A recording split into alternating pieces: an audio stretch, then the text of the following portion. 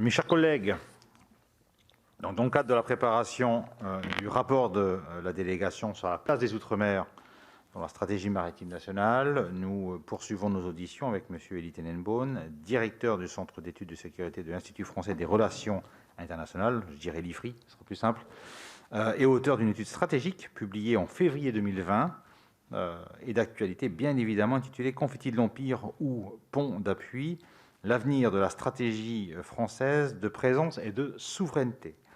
Il interviendra prochainement à la Maison de l'Océan à Paris, le 25 janvier plus précisément, lors d'une journée de conférences et de débats organisés par un grand hebdomadaire Le Point sur le rôle des Outre-mer, sur le thème Indo-Pacifique, les atouts de la France dans la guerre Chine-États-Unis.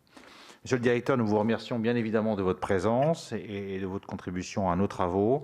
C'est l'occasion pour nous vraiment d'approfondir avec cette table ronde l'Indo-Pacifique précisément. Nous avons tenu d'ailleurs le 16 décembre dernier avec les membres de la délégation de la prospective présidée par notre collègue Mathieu Derneux, une table ronde qui était vraiment très intéressante. Et après votre propos liminaire, monsieur le directeur, afin de nous présenter les grandes lignes de votre étude, je demanderai évidemment à nos trois rapporteurs, Annick Petrus, Philippe Folliot et Marie-Laure Finéra-Horst, de bien vouloir poser des questions complémentaires à celles qui vous ont déjà été adressées. Puis ça permettra un échange avec les rapporteurs et les collègues qui sont en présentiel et ceux qui sont en distanciel que je salue pour nous rejoindre. Monsieur le directeur, vous avez la parole.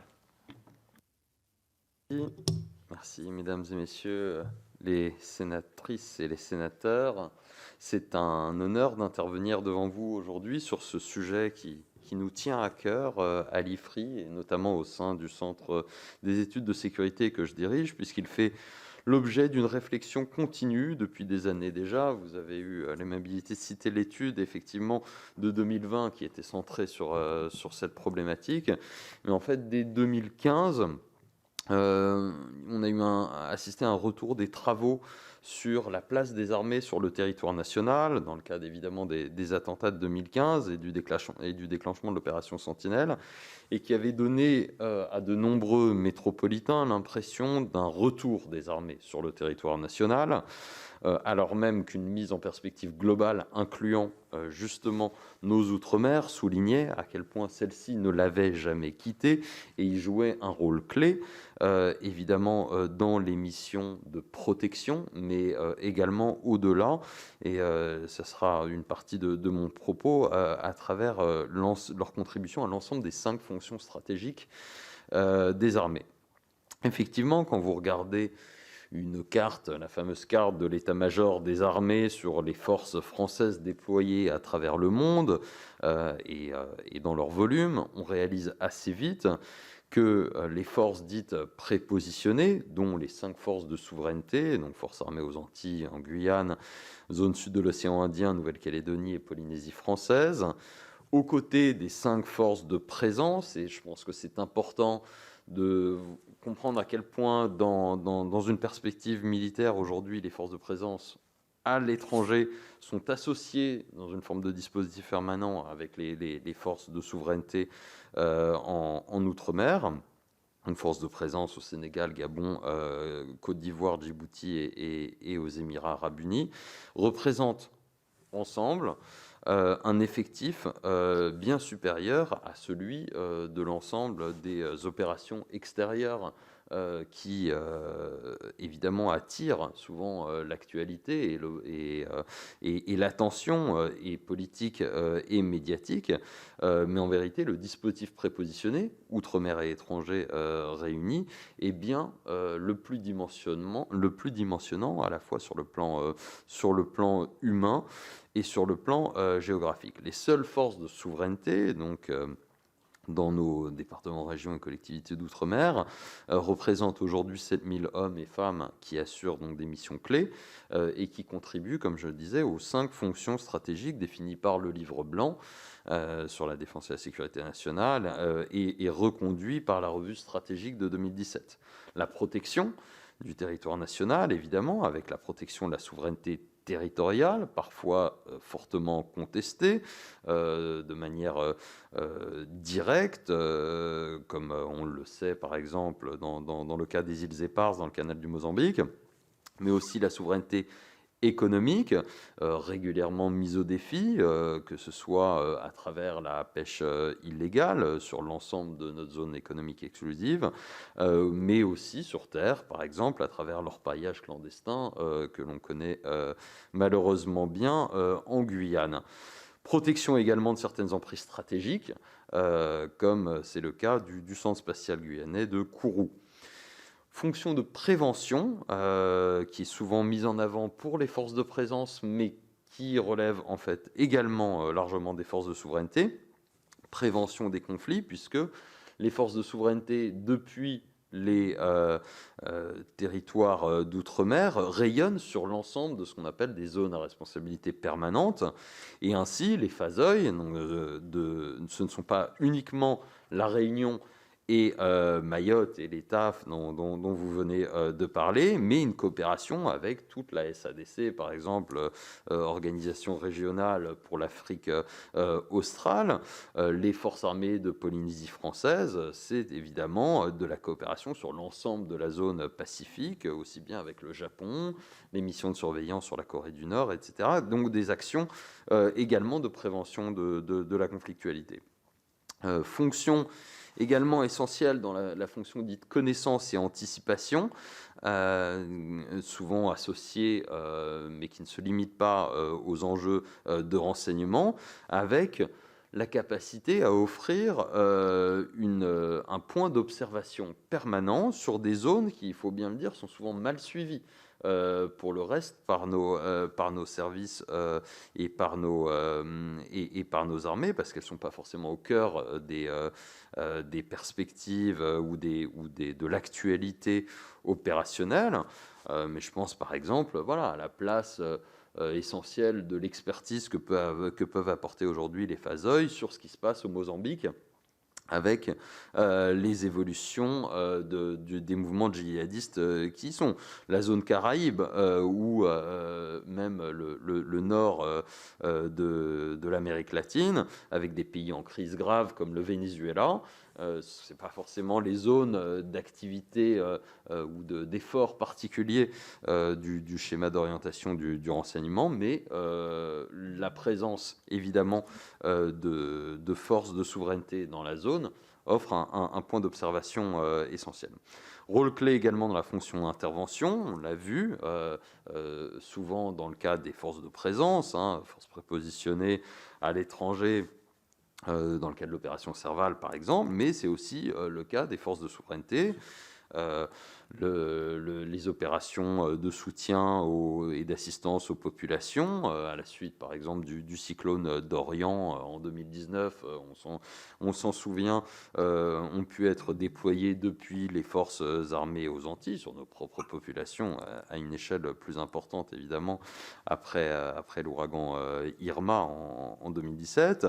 On le voit à travers les exercices qui sont faits en zone Indo-Pacifique, notamment avec les forces armées en Nouvelle-Calédonie, l'exercice Croix du Sud. Et demain, si ça devait être le cas, des opérations d'évacuation de ressortissants d'un pays comme le Mozambique qui se ferait depuis la Réunion et Mayotte, et donc une fonction intervention, même si elle serait, si l'opération devait être plus importante, évidemment renforcée rapidement par des échelons depuis la métropole. Et enfin, un rôle de dissuasion, dernière fonction stratégique, qui est là aussi souvent méconnue, surtout depuis la fin du centre d'expérimentation du Pacifique. On se dit, a priori, plus de rôle lié à la dissuasion, mais il y en a eu un des forces de souveraineté. Mais en fait, on l'a bien vu, des capacités d'escale, de déploiement de nos forces stratégiques, forces aériennes stratégiques par exemple, qui ont participé à l'exercice Aifara Wakea qui a eu lieu l'année dernière et qui envoyait un signal fort également de capacité de déploiement dans ces territoires grâce à ces emprises. De fait, la revue stratégique de 2017 présentait en des termes assez élogieux ce dispositif comme à la fois rare et envié, offrant à la France, je cite, des plateformes sûres de projection de puissance partout dans le monde et la possibilité de se redéployer militairement au gré de l'évolution de la situation stratégique. Et pour cause, les pays disposant à un degré ou un autre d'une présence militaire permanente globale constituent aujourd'hui un club extrêmement restreint, je dirais même un club plus restreint que celui des puissances nucléaires. En fait, les pays qui ont une présence militaire permanente se comptent effectivement sur les doigts d'une main, et la France figure aujourd'hui à une place de choix dans ce club, arrivant en fait en troisième position derrière les États-Unis, évidemment, qui sont d'un ordre de grandeur tout à fait différent, et la Russie, encore que la Russie a une présence en fait essentiellement autour de son espace d'influence traditionnelle, à l'exception de la Syrie. En fait, les bases outre-mer russes sont essentiellement dans son espace proche.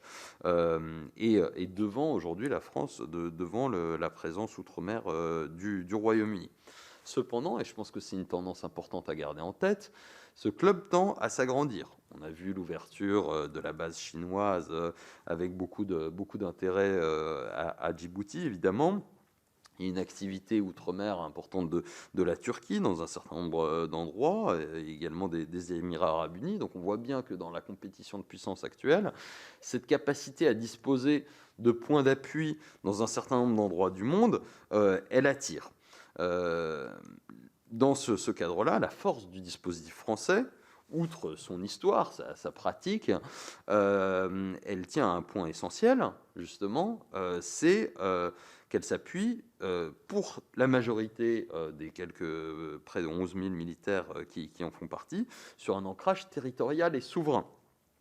Qui est donc inaliénable par définition, qui n'est pas soumis donc aux aléas d'un accord de défense avec un État étranger qu'il est toujours possible de dénoncer.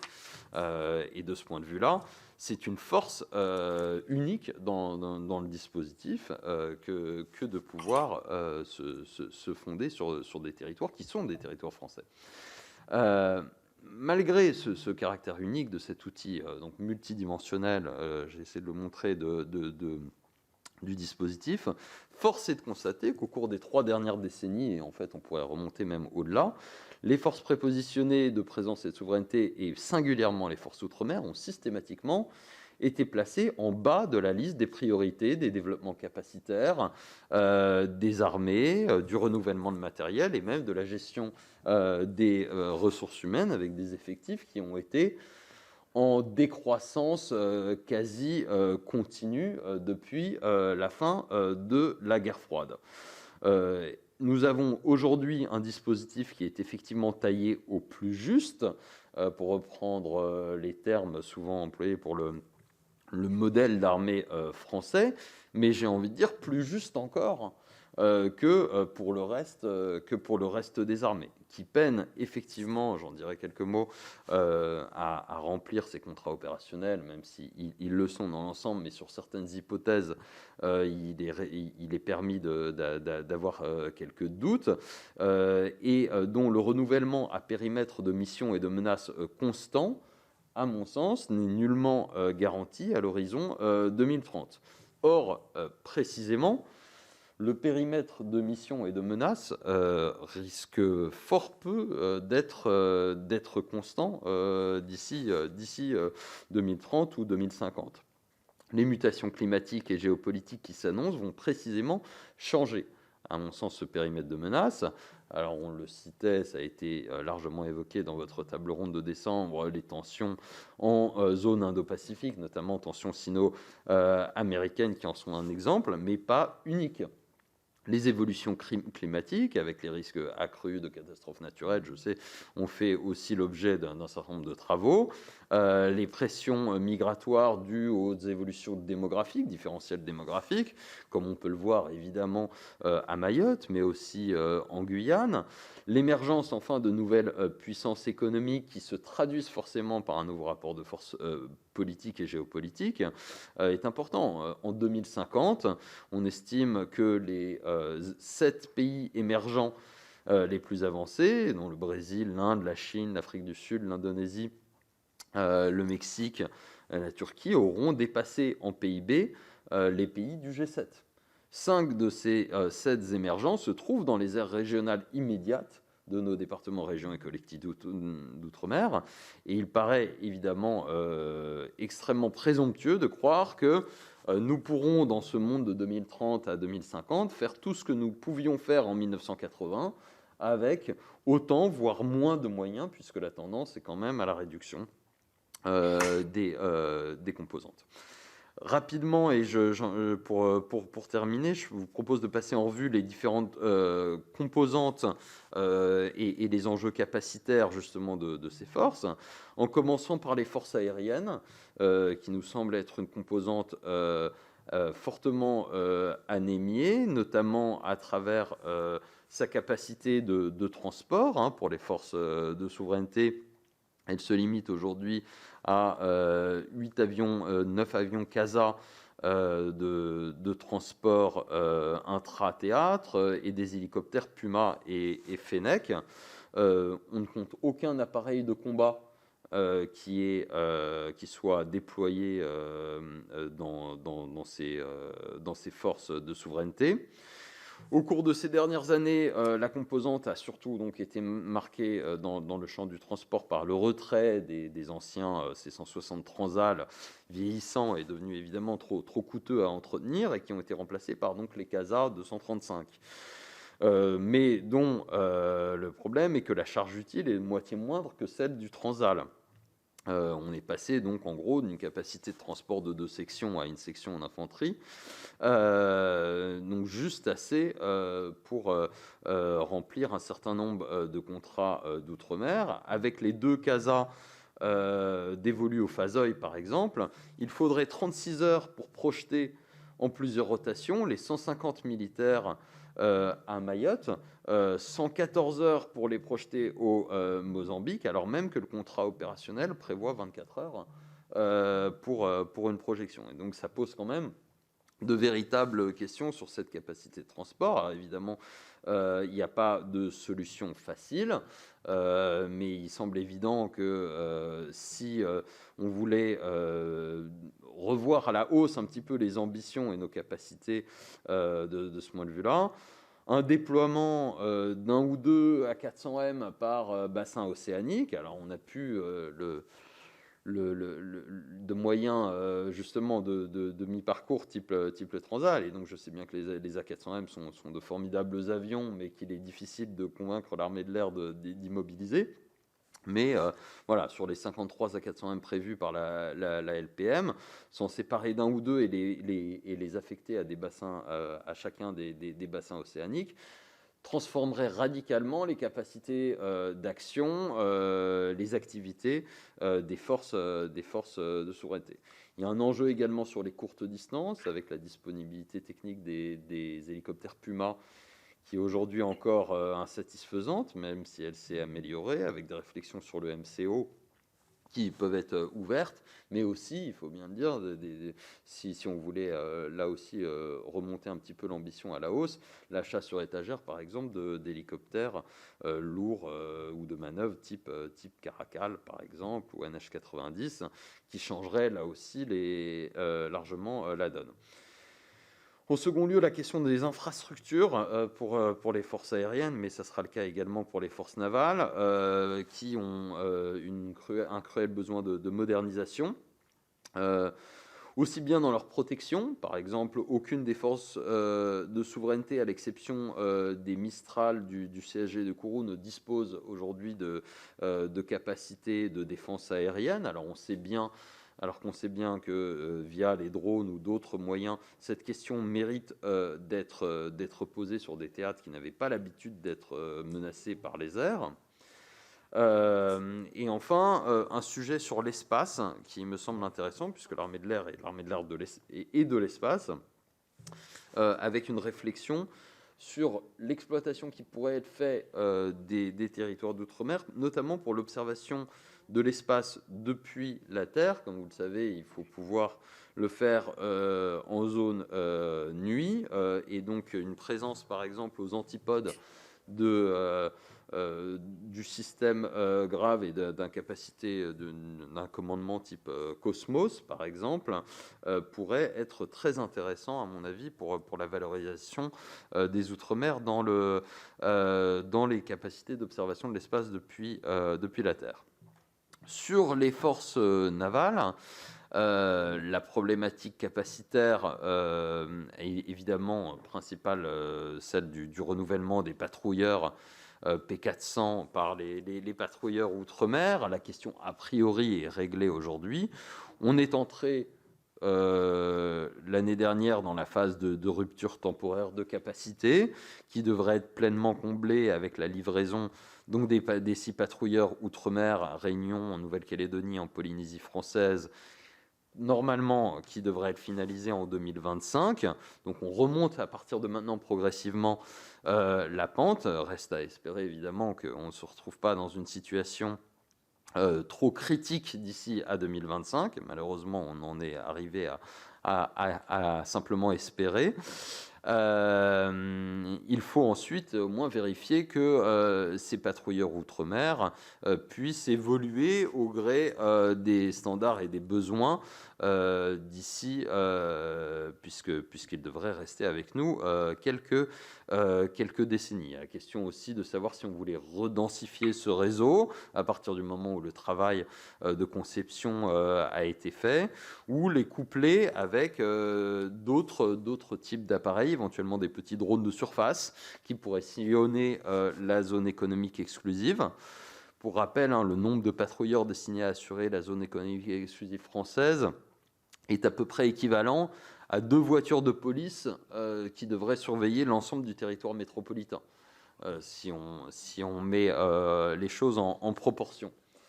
Donc ça, c'est la question des patrouilleurs. Sur la capacité de transport, c'est un sujet important puisque avec le retrait du Batral, du bâtiment de transport léger de classe Champlain, par les bâtiments de soutien d'assistance outre-mer, la Marine nationale a perdu la capacité amphibie de transport amphibie. Alors évidemment, il y a toujours des moyens qui peuvent être déployés depuis la métropole. Maintenant, on sait bien que sur des scénarios de catastrophes naturelles avec un besoin d'action en urgence, les capacités amphibie-hauturières seraient importantes. Alors, quid de réintroduire ou de refaire quelques battrales ou d'acquérir éventuellement d'autres types de moyens, type les hydroglisseurs par exemple, dont s'est dotée la marine japonaise et qui pourraient être des moyens intéressants. Il faut savoir que sur une action de soutien à une catastrophe naturelle, par exemple un ouragan ou un tremblement de terre ou un tsunami qui aurait détruit le port, aujourd'hui, eh bien, évidemment, les moyens amphibies sont essentiels pour mener à bien ce type de mission. Parmi les autres sujets, le renouvellement à horizon 2035 des frégates de surveillance, avec le besoin clair de bâtiments qui soient plus crédibles face à des enjeux et un environnement opérationnel plus contraignant, plus exigeant.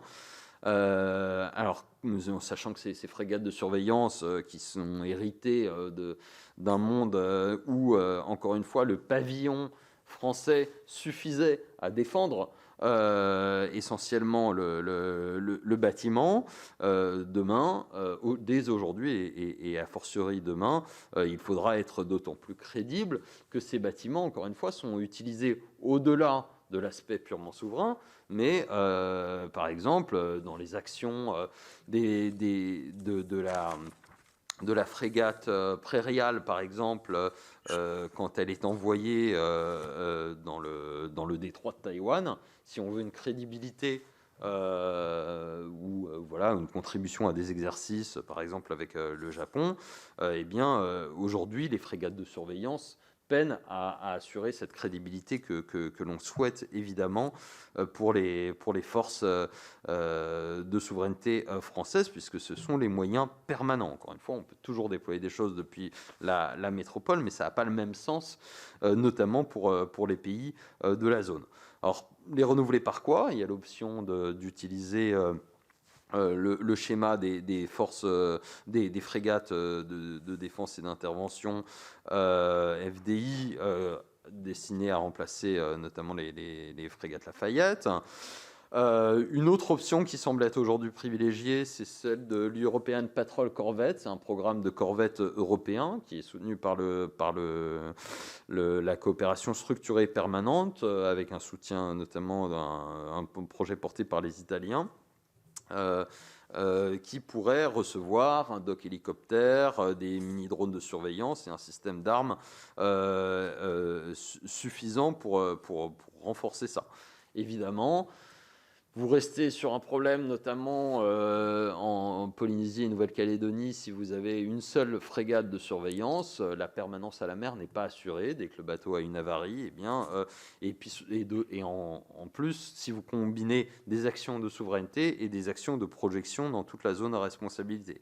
Donc évidemment, 2 vaudrait mieux qu'une. Maintenant, évidemment, ce sont des enjeux budgétaires et des arbitrages à faire. La question enfin des moyens de surveillance aérienne maritime, patrouille maritime, avions de patrouille maritime, avions de surveillance maritime. Les avions de patrouille maritime, aujourd'hui, la loi de programmation militaire prévoit de passer à 12 appareils Patmar futurs à horizon 2030 pour remplacer les 18 Atlantique II, dont aucun n'est actuellement déployé outre-mer. Il va sans dire qu'on voit mal comment, avec ces 12 appareils, on pourra affecter effectivement des moyens de patrouille maritime aux Outre-mer, alors même qu'ils en ont considérablement besoin. Et le déploiement du P-8 Poséidon indien à La Réunion récemment, l'année dernière, me semble-t-il, et l'année précédente, montre qu'on essaye de compenser avec des partenariats internationaux nos propres difficultés, mais on voit bien aussi les limites de ce type de partenariat. On ne peut pas se satisfaire que ce soit des moyens indiens qui aident à protéger notre zone économique exclusive française. Là aussi, le spatial et la dronisation offriraient sans doute des options très intéressantes, pas forcément trop coûteuses, sur les capacités sur Mars et Patmar. Enfin, les infrastructures navales jouent un rôle essentiel. Je pense par exemple au dock flottant de Papeete qui a été construit en 1975, qui est une structure unique à plusieurs milliers de kilomètres à la ronde et qu'on espère prolonger jusqu'en 2030, mais qui reste aujourd'hui limité à des navires d'un certain tonnage et tirant d'eau, alors même qu'on a une tendance à la hausse, si on est bloqué à 4000 tonnes. Ça peut poser une question, notamment pour l'avenir des frégates de surveillance ou leurs successeurs. Il faut évidemment qu'ils puissent bénéficier de ce type d'infrastructure.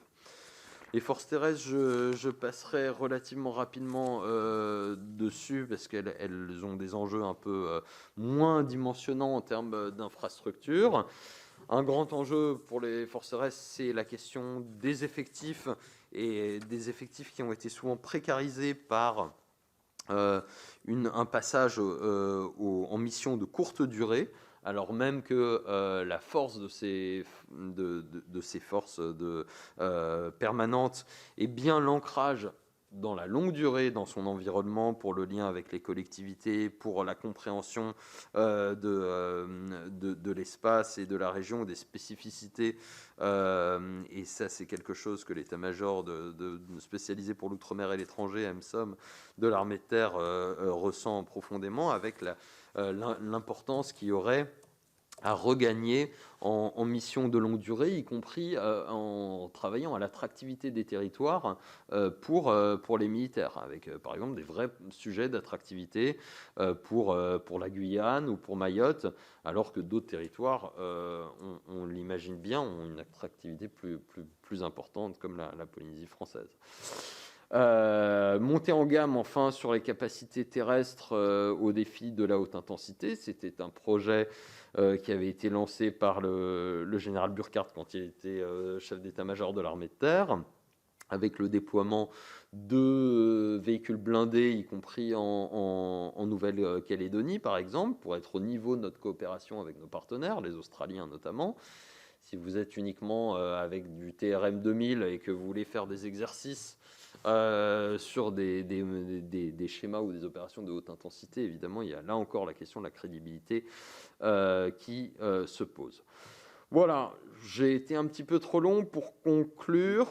Je pense qu'on a un dispositif outre-mer qui est à la fois un bijou de famille qu'il convient de valoriser avec des défis qui sont de taille et de nature telle que les armées doivent éviter le péché d'orgueil de croire qu'elles pourront les relever seules. D'où l'importance d'intégrer ce dispositif en interministériel et en international.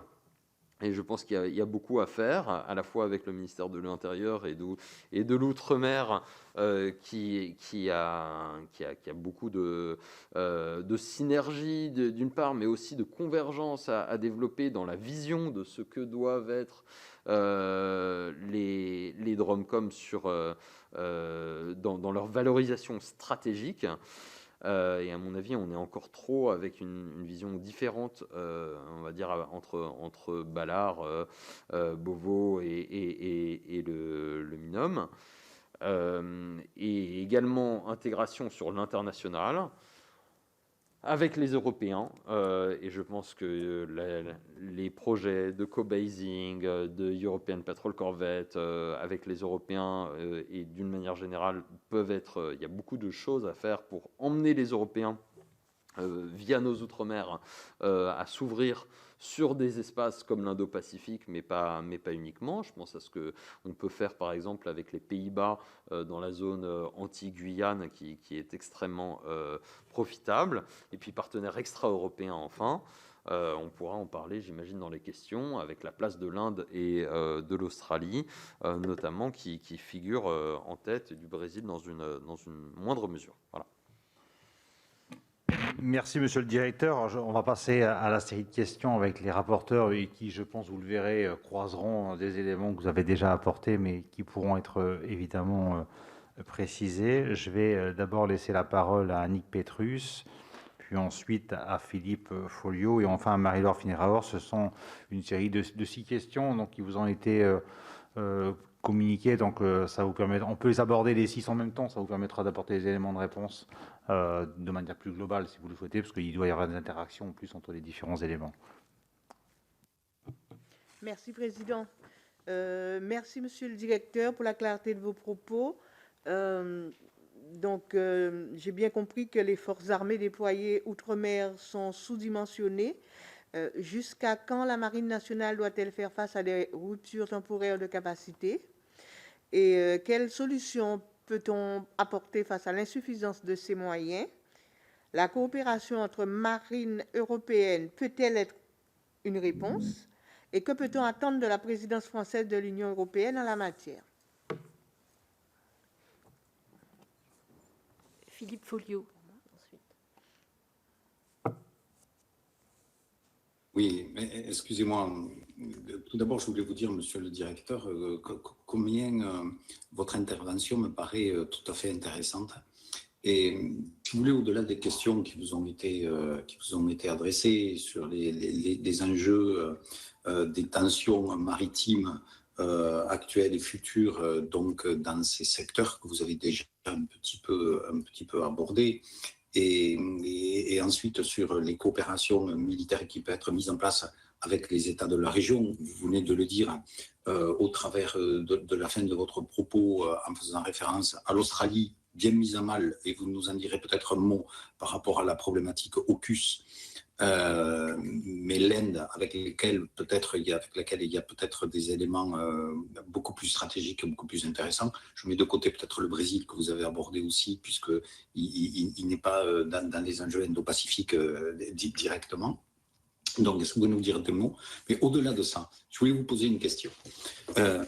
Pour vous, que pensez-vous des arguments qui sont mis en avant pour un redéploiement significatif des moyens militaires qui sont les nôtres par rapport aux forces de souveraineté? J'ai bien noté ce que vous avez dit, et je partage tout à fait votre analyse, que les forces de souveraineté sont en bas des priorités depuis la fin de la guerre froide.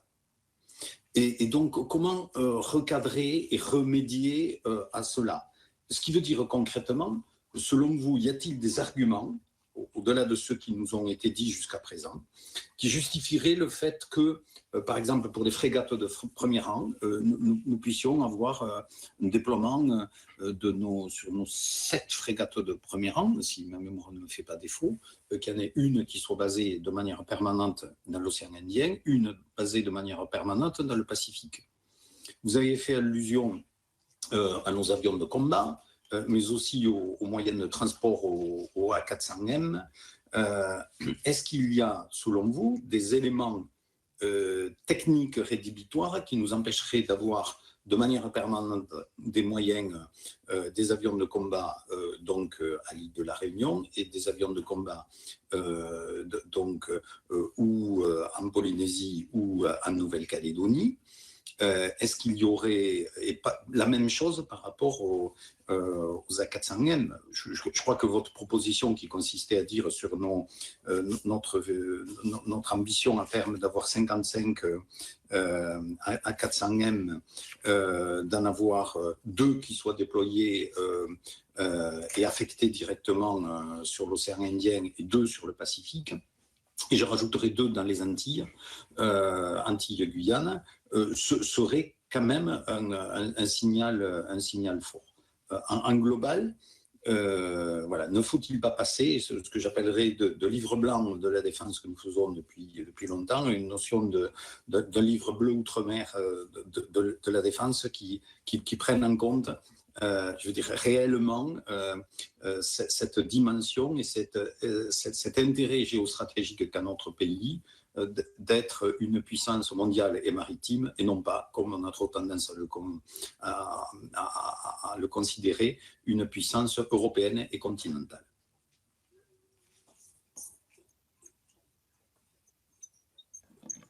Merci.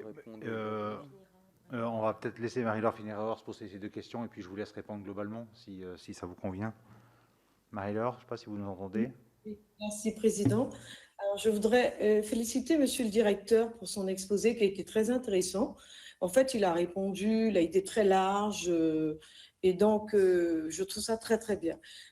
Par contre, en tant que bonne Guyanaise, je ne peux pas ne pas lui poser cette question. Pourquoi ces mesures de sécurité ne sont-elles pas applicables sur le territoire guyanais, hormis la surveillance du centre spatial, afin de faire respecter notre souveraineté, malgré les relations de coopération avec les pays voisins tels que le Suriname, le Brésil et le Guyana, dans le domaine de la pêche?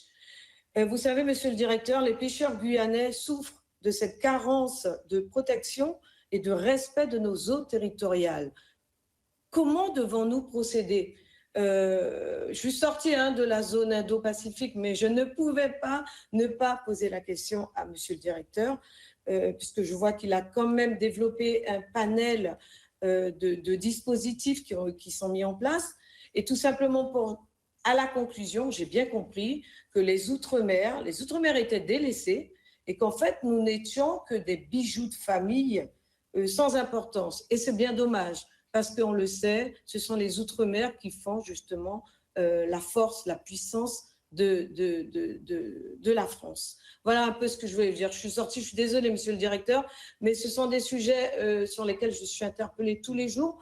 Et en plus, il y a une réunion avec Monsieur le Préfet qui est prévue la semaine prochaine, justement sur ces aspects sécuritaires en mer.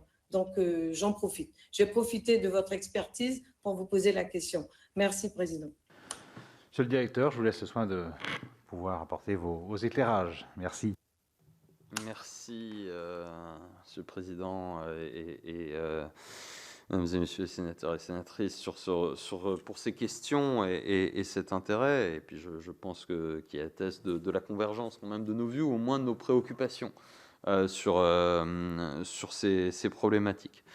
En ce qui concerne la question de Madame la sénatrice Petrus sur les ruptures temporaires de capacité donc de la Marine nationale, j'ai essayé effectivement d'en dire un mot. On est on entre effectivement dans le creux, dans le dur de ces ruptures temporaires de capacité avec le retrait des P400 et l'attente de la livraison des patrouilleurs outre-mer, en sachant que cette RTC a été, cette rupture temporaire de capacité a été anticipée au moins sur la zone anti-Guyane avec la livraison des patrouilleurs anti-Guyane qui ont permis de réduire, on va dire, la nature du gouffre. Il n'empêche que, voilà, à l'horizon 2030, une fois que ces patrouilleurs outre-mer, en espérant encore une fois, et c'est triste que quand on a la planification de défense qui est la nôtre, d'en être réduit à espérer que rien de trop grave ne se passe entre 2022 et 2025, mais je pense que ça atteste encore une fois de la difficulté à gérer les besoins et il faut bien le dire, de la priorité relativement faible qui a été accordée aux Outre-mer dans les choix capacitaires toujours cornéliens qui ont été faits. Au-delà de ça, se pose la question avec voilà, les 9 patrouilleurs outre-mer et anti-Guyane qui seront présents. Est-ce que ça suffira pour répondre aux demandes? Et là, je pense que on rentre tout à fait dans les questions sur la Guyane hein, qui m'ont été posées par la sénatrice. De savoir si on ne va pas avoir besoin de redensifier ces moyens, notamment de patrouilles maritimes, aussi bien dans les airs que sur les flots, à la mesure des menaces qui sont les nôtres, et des menaces sur la souveraineté économique, c'est-à-dire que la pêche illégale, elle ne va pas, elle, se maintenir au niveau où elle était il y a 40 ans. Alors certes, les nouveaux moyens auront des nouvelles capacités, des connexions avec une démultiplication de l'effort via l'aide satellitale, etc. Mais on va rester quand même, à mon sens, sur un dispositif qui est effectivement taillé au plus juste, donc augmenter d'un patrouilleur supplémentaire chacune des forces à l'horizon 2030, à mon sens, c'est quelque chose à prendre en compte dans le vote d'une éventuelle prochaine loi de programmation militaire ou d'une actualisation de loi de programmation militaire qui pourrait survenir assez rapidement dans la prochaine législature. C'est à mon sens quelque chose qu'il faut véritablement considérer avec sérieux si on ne veut pas avoir l'effet et l'accroissement du pillage des ressources et la mise à mal de nos pêcheurs et de nos moyens. Ce qui me permet d'enchaîner sur la question sur la Guyane, donc la redensification des moyens de patrouille outre-mer, le développement de moyens aériens de surveillance maritime, à mon sens, en Guyane, devrait être également considéré au-delà, effectivement, du CSG qui ne peut pas accaparer toutes les ressources militaires. C'est pas le cas, mais en tout cas, ça doit être bien pris en compte que la Guyane ne se limite pas au CSG de Kourou. Évidemment, les forces armées le savent. Dans le cadre de l'opération Harpie, par exemple, il y a un travail qui est fait considérablement à terre. Ça doit être fait également en mer, y compris donc avec des moyens navals, mais aussi avec des moyens aériens et spatiaux. L'utilisation des signaux AIS, qui est souvent indiqué comme permettant de faciliter le travail des patrouilleurs outre-mer, ne doit pas être non plus considéré comme au-delà de ce que ça peut apporter, dans la mesure où les embarcations de fortune type brésilienne ou surinamienne, souvent qualifiées de tapouilles, ne fonctionnent pas avec les réseaux AIS et donc ne sont pas forcément faciles à signaler par les systèmes déjà prédéfinis. D'où l'importance, si on veut utiliser du spatial, d'autres formes, via l'imagerie par exemple, et une capacité d'analyse fine, puisqu'on parle d'embarcation quand même très légère, pour renforcer l'efficacité. Un autre aspect pour le renforcement de la résilience, c'est aussi le renforcement de la filière pêche elle-même. Et là, je parle de la Guyane, mais pas uniquement. La difficulté, par exemple, à développer une filière pêche sur Mayotte explique aussi la pression qui peut exister sur nos ZE dans le canal du Mozambique ou ailleurs. C'est-à-dire qu'en fait, on a une filière pêche outre-mer qui est quand même pas développée à la hauteur de ce que la zone économique exclusive offre. Et derrière, on sait bien que ce qui est peu exploité attire d'autant plus les convoitises de l'extérieur. Donc là, il y a un vrai travail à faire, justement en interministériel, avec le ministère des Outre-mer, avec le ministère de l'Agriculture et de la Pêche, à travailler vraiment au renforcement de la capacité d'exploitation. Évidemment, dans le cadre aussi de notre travail de protection de la biodiversité de ces espaces incroyables, mais encore une fois, qui dit biodiversité dit convoitise pour un certain nombre d'acteurs internationaux qui n'hésitent plus désormais à franchir des dizaines de milliers nautiques pour venir pêcher dans nos eaux. Enfin, pour les questions du sénateur Folliot, qui ouvre très largement les choses. Un livre bleu de la défense outre-mer aux côtés d'un livre blanc de la défense et la sécurité maritime, pourquoi pas? Et en même temps, je dirais, ça serait une forme d'aveu de ne pas réussir à convaincre la communauté de défense de l'importance des Outre-mer que de devoir faire un document séparé. Et donc c'est bien dans le prochain livre blanc de défense et de sécurité nationale ou la prochaine revue stratégique en fonction des choix qui seront ceux du gouvernement ou des gouvernements à venir, qu'il faudra revaloriser la place du dispositif prépositionné. Au-delà d'une simple fonction de prévention ou de protection, montrer leur contribution à l'ensemble des fonctions et, à mon sens, réussir à convaincre. Et je pense que la communauté de défense n'est pas très loin d'arriver à être convaincue de cela, que ce dispositif prépositionné, sans doute davantage encore, et ça c'est le sujet d'une réflexion en cours qu'on a à l'IFRI, davantage encore que le modèle des opérations extérieures, adapté à la géopolitique et à la géostratégie du XXIe siècle. On l'a entendu dans la vision stratégique du chef d'état-major des armées, l'importance de gagner la guerre avant la guerre, l'importance du continuum entre compétition stratégique, contestation et confrontation. Il me semble que, plus qu'aucun autre, le dispositif prépositionné, qui est un dispositif permanent, on le sait, la compétition stratégique ne s'arrête jamais, au contraire d'un modèle d'intervention hérité des années 90, avec un continuum paix-crise-guerre, intervention, stabilisation, normalisation, on se dit, bah voilà, une fois que l'opération est finie, on s'en va.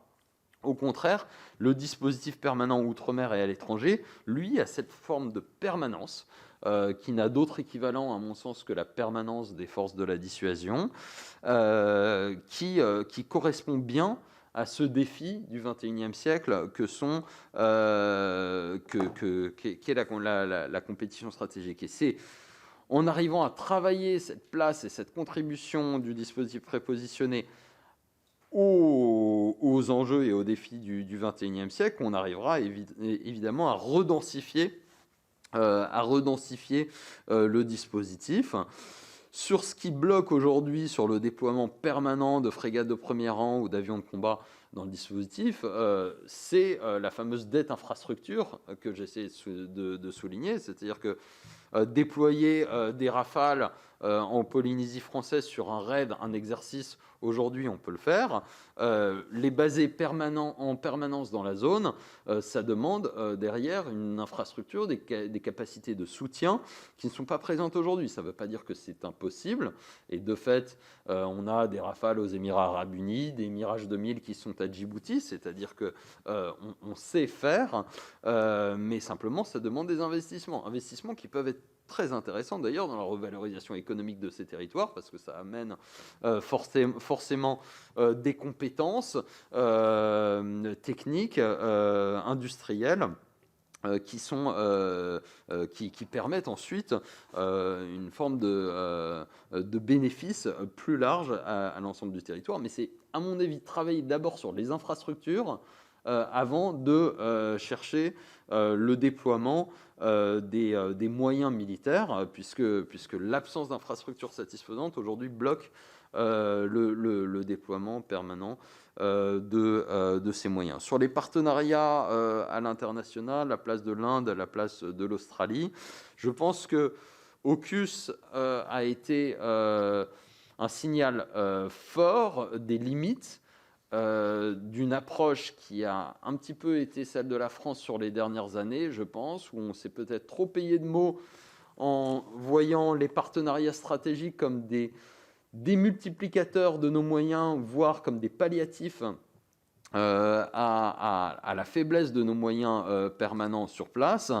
Et il montre bien que les États sont des monstres froids, pour employer les termes du général de Gaulle, qu'ils ont des intérêts plus que des amis, et même si on a des partenariats solides et des alliances solides, et le partenariat stratégique avec l'Australie dépasse de très loin, évidemment, le simple contrat des sous-marins. Je ne pense pas qu'on puisse en vouloir aux Australiens des choix qu'ils ont faits. Sur la manière, c'est autre chose.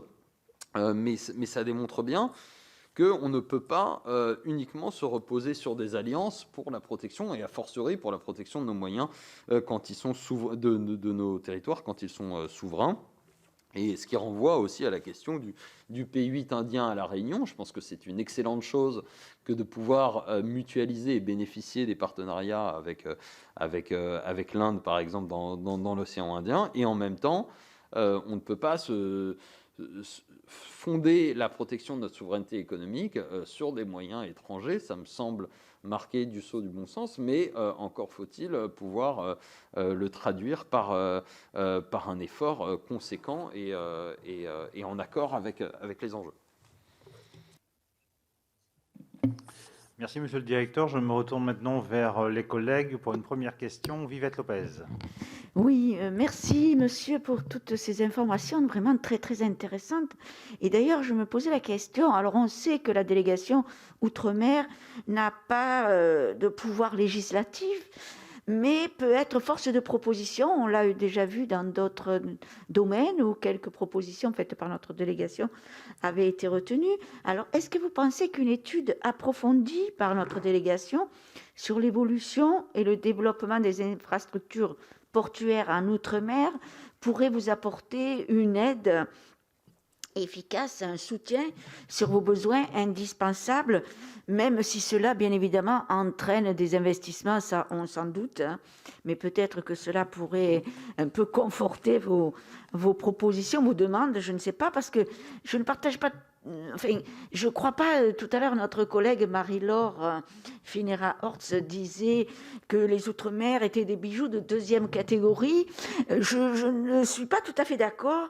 Je pense que l'on doit les considérer comme des acteurs de première ligne et indispensables.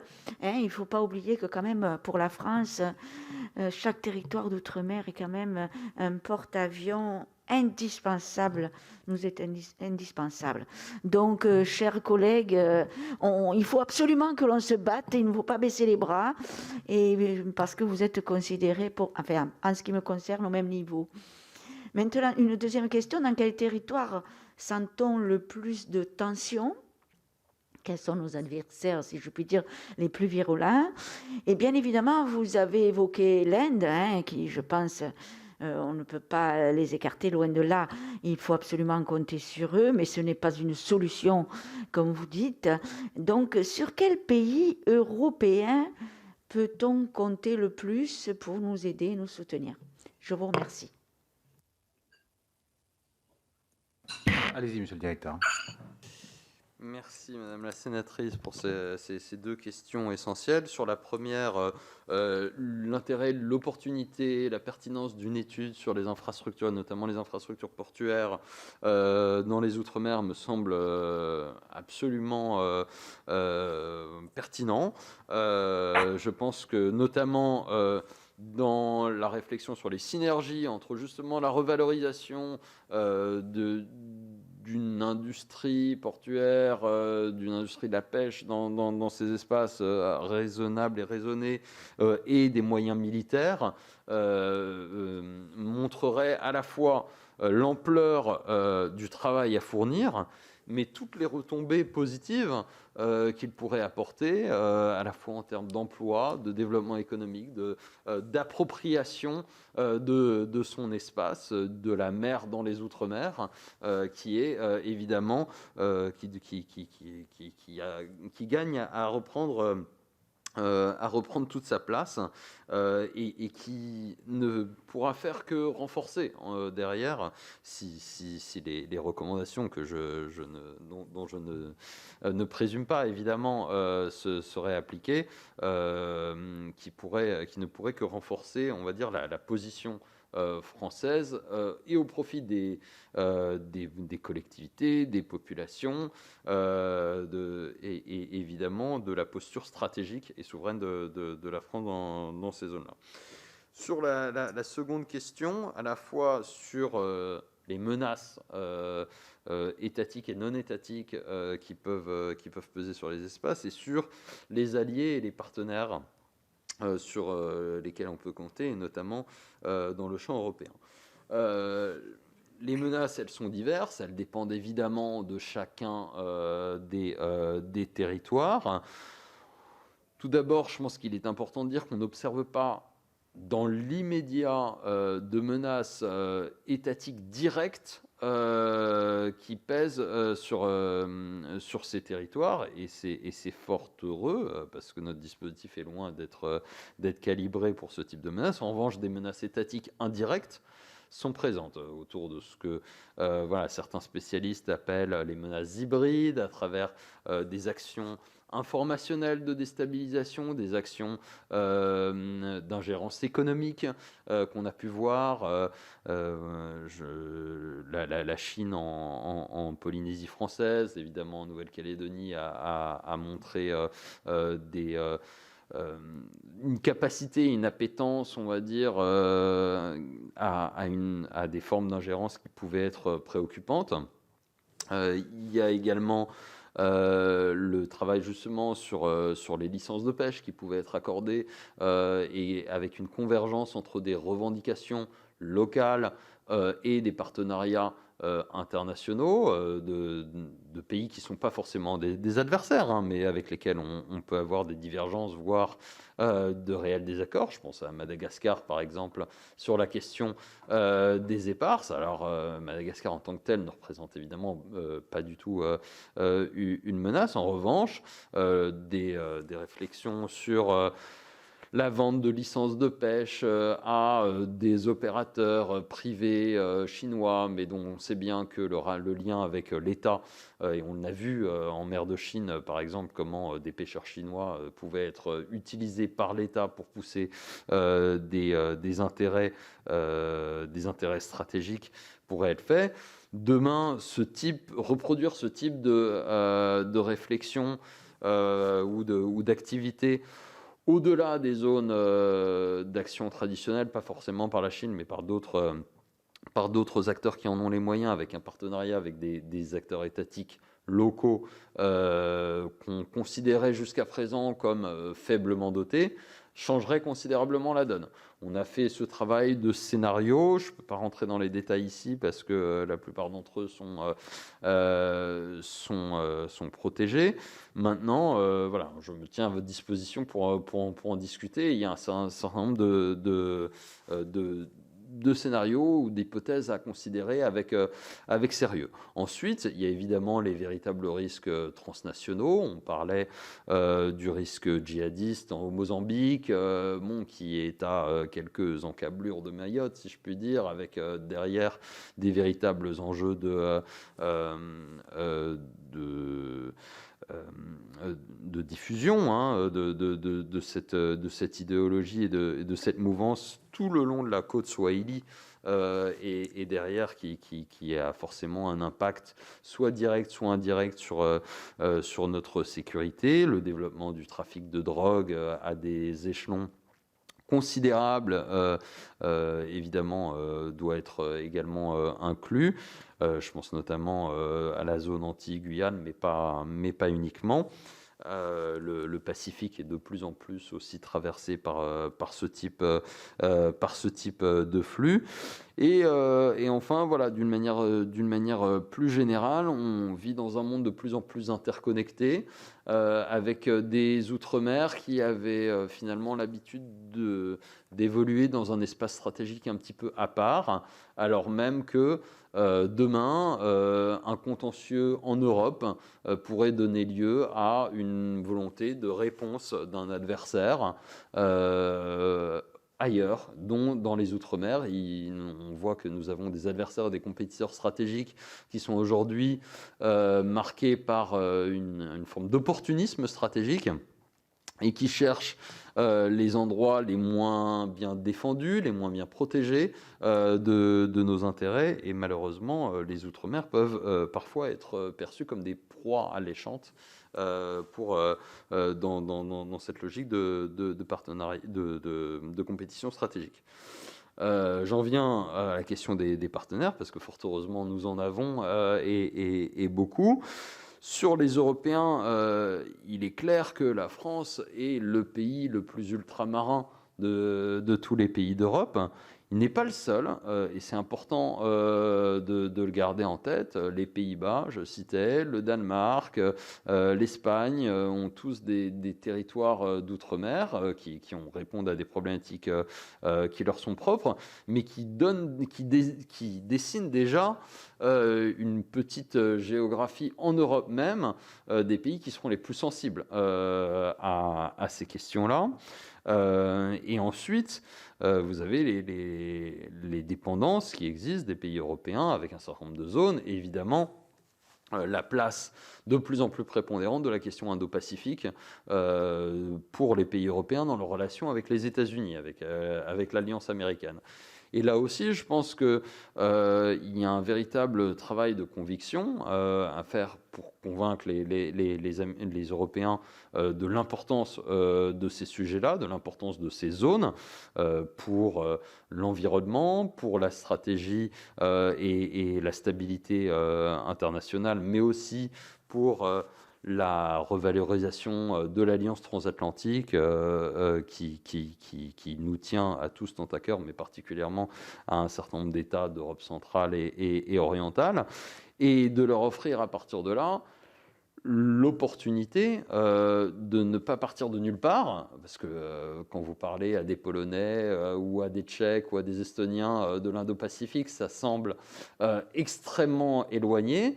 Mais si on commence à réfléchir à partir justement de bases, d'infrastructures, de forces qui sont existantes, qui sont les forces françaises avec lesquelles ils ont l'habitude désormais de travailler, et petit à petit de les y amener en intégrant des officiers sur des états-majors, des officiers de liaison, en déployant des moyens navals qui peuvent être réduits mais intégrés au sein d'une task force ou d'un task group, c'est sans doute la meilleure manière d'ouvrir les voies et de développer ces partenariats. Et je suis convaincu qu'avec un petit peu de temps, de détermination et évidemment de renforcement de nos propres moyens, nous pouvons y parvenir. Mais encore une fois, on doit le faire pas tant dans une logique de substitution ou de palliatif. On ne cherche pas des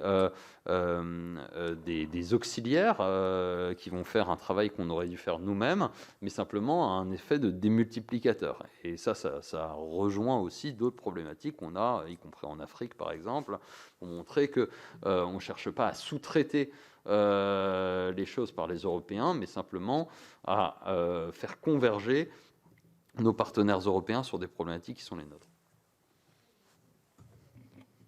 Merci, monsieur le directeur. Je regarde s'il y a d'autres demandes de parole et je n'en vois pas. Si c'est le... Ah, attendez. Ah, oui, Philippe Folliot, vous avez la parole. Juste un petit mot, monsieur le directeur, par rapport aux partenaires européens que vous avez cités qui sont présents dans les Outre-mer. Je rajouterai le Portugal, voilà, qui aussi, voilà.